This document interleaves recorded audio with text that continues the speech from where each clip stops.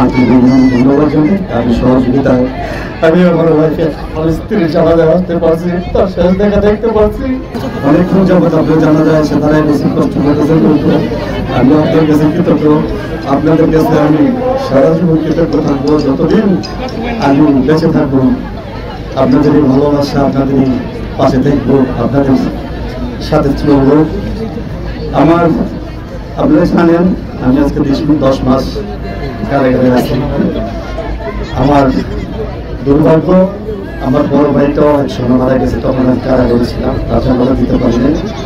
আমি আজকে যারা প্রশাসন আছে তাদেরকে আমি আন্তরিক ধন্যবাদ জানাই। আমি সহযোগিতায় আমি আমার ওয়াইফে আমার স্ত্রীর জানাজা আসতে পারছি, তার শেষ দেখা দেখতে পারছি।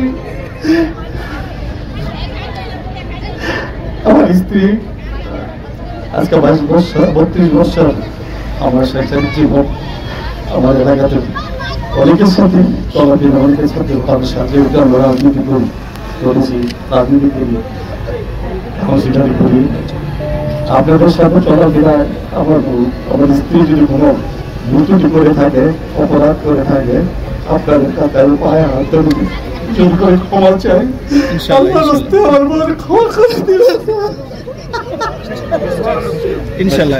নিজেকে কন্ট্রোল করেন। আর যদি কোনো পাওনা দাদা থাকে ইনশাল্লাহ অবশ্যই আমাদেরকে বলবেন, আমরা পরিশোধ করে দিব।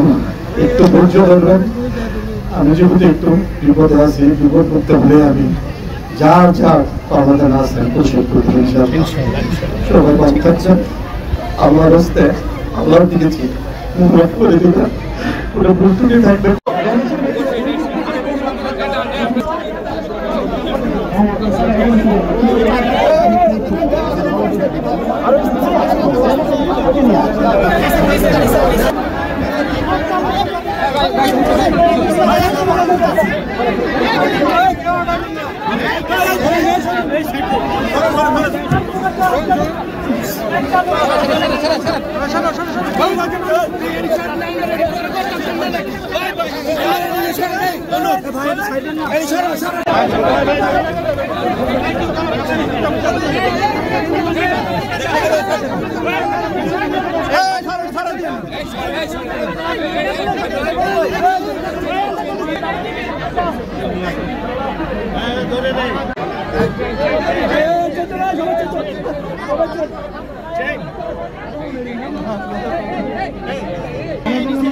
সম্বোধন করতে দেন আপনারা আমাদেরকে।